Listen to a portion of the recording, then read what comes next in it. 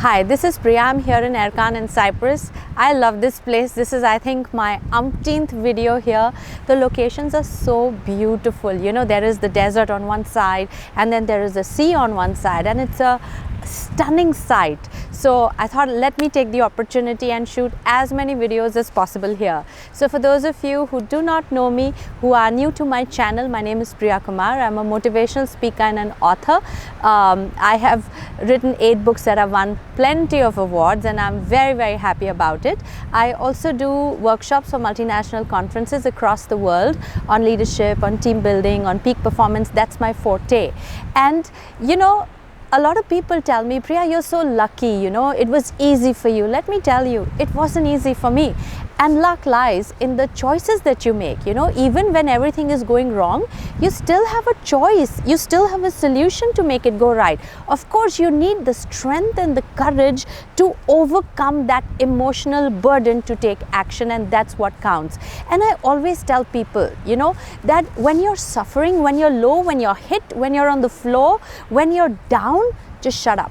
Don't tell people. You know, don't go about telling your sad story to your friends, to your family, and to everybody else, because you see, like suffering and like success, it's temporary. It is going to go. You can make it permanent by ranting about it, by including more people into it, by spending more time on it. That much you have given life to that problem and that suffering. That much you have prolonged it in your universe. Okay, by telling people again and again. Imagine how much time you have spent in making it real, in making it deeper. Then 2 more details will come. Then 6 more emotions will come. Then 20 more problems from the past will also come.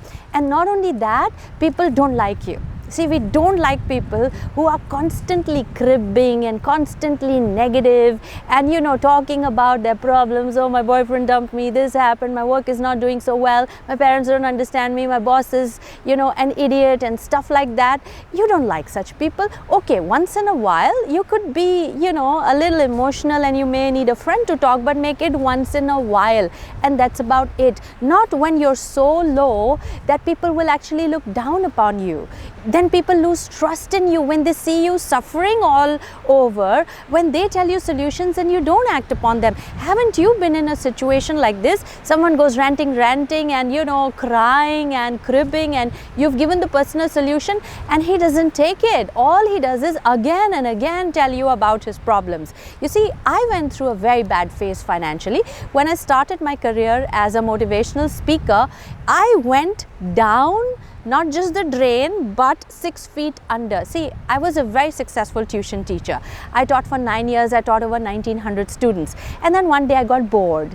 You see, then I said, okay, I want to be a motivational speaker, because I was a storyteller anyway. I was such an avid reader that I couldn't just help but share stories that inspired me and that inspired others as well. That's a motivational speaker. So I decided to make it as a career. And I quit my job as a tuition teacher and I launched myself with the glamour and, you know, like the successful tuition teacher that I was, and that was a mistake. I put all my money on the line and I did it in style and big, like I was used to. See, I was always used to success.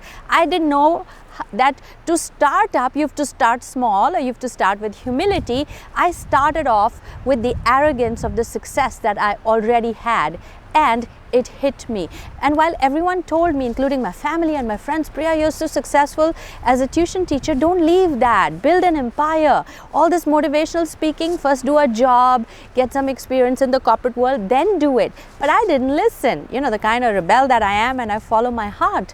And then I went broke. First of all, I didn't even know accounts. I didn't know finances, and that's what you need to know when you get into business. I went flat broke. I went into debt. You know, when I would go to the ATM and punch my card, I didn't know what an overdraft was. So I had not just withdrawn all my money, but I had also gone into debt. It was a terrible time. I had bought this fancy office with a fancy conference room and a fancy reception and a assistant and a beautiful television with fancy chairs and, you know, all in style. And I didn't have a buck. In 3 months flat, I was broke, but in style.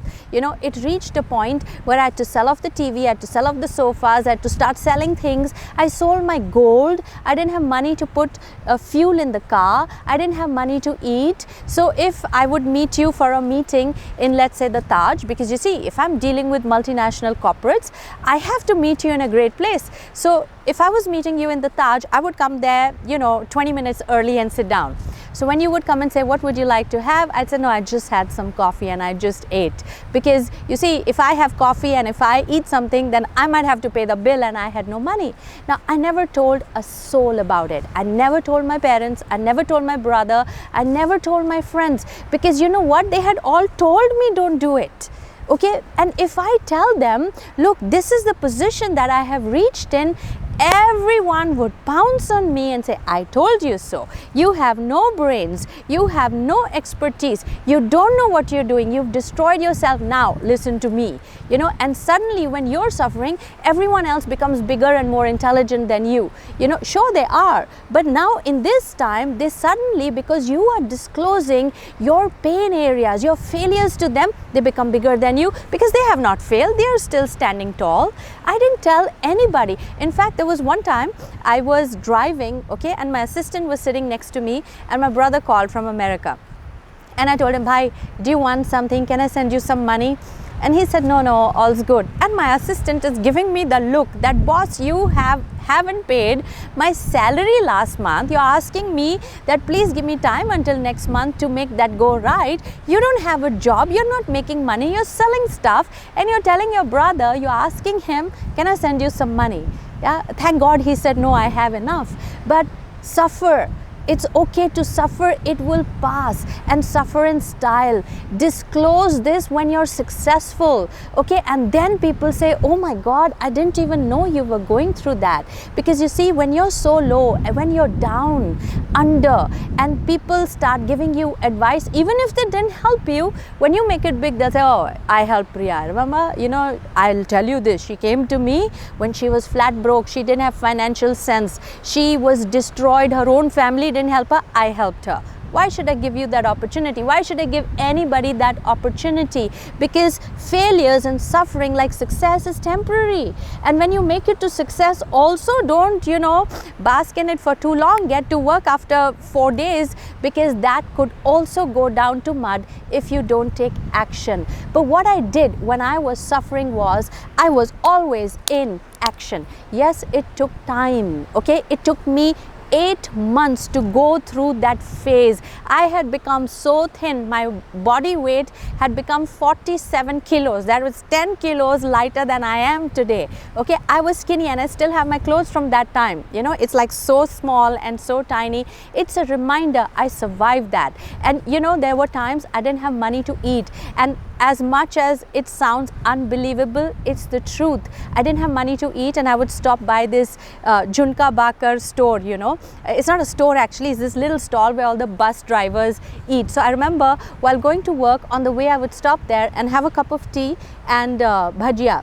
Okay, and the bus drivers there would be sitting and lazing around in their ganjis, in their, you know, those white vests, and then they would start buttoning up when they would see me coming, you know. So those were the times I went through. You know, there was one time my car stopped because there was no fuel in the car, and I said, okay, I could call a few friends and ask for money, or I could ask for help, but then I have to disclose all the cards, right? I have to tell them that, look, I'm in this position. I don't want to tell them. And that day, I was looking under the seats for those 1 rupee coins or 2 rupees, you know, that fall and you don't bother to pick it up. That day, those coins had value for me because I wanted to take a bus home. It was a phase that I survived, and I survived in style, and I survived it alone. And because I survived that, you can't scare me of failure. Take everything away, I will still make it. There is this Junka Bakar stall still. I don't know what the cost of the tea and bhajia is there now, but I know I will make it. And I realized the transience of it. How many people did I go and yap about what was going on in my life at that moment? Nobody. Nobody was included in that, because I took it upon me, that I brought this down upon myself. Yes, it was not an intelligent move. It was stupid. It was whatever. I should not have done this. I should not have done this. But I learned those lessons, right? We don't learn the lessons when we expect other people to listen to us and solve it. If you are suffering, come on, sit back and think, suffer, go through it, go through the experience. It's temporary, it will pass if you keep getting up on your feet. You know, if you're alone, you have no option but to make it. But if you have 20 people to put your head on and sob, you won't make it. You'll only make that longer and longer. And I believe that spare other people from the suffering, include them in your success, bring them on when you're celebrating, but sit alone and cry if you need to. Don't let other people see your tears, let them see your smile. They got enough problems of their own. Okay, be a survivor, and a survivor is a person who makes it. Don't believe me, chalo, read the biographies of amazing people. I have written 2, pick them up and read it. Who did they go, sobbing to? Nobody. They sat alone and said, okay, enough. What do I need to learn? What do I need to know? Where do I need to go? What do I need to do? Who do I need to speak to make it go right? Okay, involve yourself in the lives of great people, and your suffering will become a stepping stone toward your success really quick. If you're in that space, take action, keep hope, keep the inspiration going. And if you're hit, cry, yaar. It's okay to cry a little bit, but then come out with a smile and get back to work. It will pass and you will make it. If I'm sitting here and if I've made it, then it's going to be much easier for you, because I am a rebel. I don't listen to anyone. I follow my heart, and half the time when I'm in trouble, I already see I told you so coming through. So keep the courage going, be happy, and if you are crying, smile afterward. I am with you, and thank you for being connected with me. It's a joy speaking to you. And of course, take it further. I'm on Facebook, I'm on Instagram, I'm on Snapchat, I'm on Twitter, and I would love the connection further. So I am waiting for newer adventures, newer countries, more exotic places, so I can shoot those videos for you with the lovely background. This place is so amazing. I wish one day you guys could travel with me. I don't know how, but that thought has been going on in my mind so long. Don't worry, I'm going to make it happen. Please stay in touch. I love the connect.